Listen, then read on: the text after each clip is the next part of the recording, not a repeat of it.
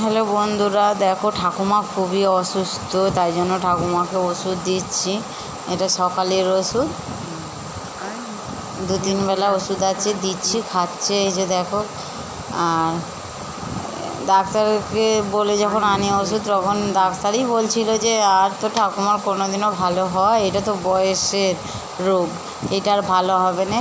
ঠাকুমার তবু একটা ইচ্ছা বাঁচার, ওই জন্য ঠাকুমা ওষুধ খায়। আমি দেখাচ্ছি তোমাদেরকে, দেখো আমার ঠাকুমা লাঠি ছাড়া একদমই হাঁটতে পারে না।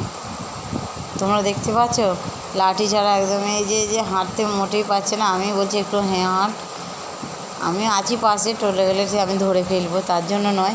তারপরে এই যে আমার ছেলেটা লাঠিটা এনে দিল। তোমরা ঠাকুরের কাছে প্রার্থনা করো যেন আমার ঠাকুমা সুস্থ থাকে, ভালো থাকে, ভালো থাকতে থাকতেই যেন যেতে পারে। আর কত কষ্ট সহ্য করবে বলো, একদম কষ্ট আর নিতে পারছে না।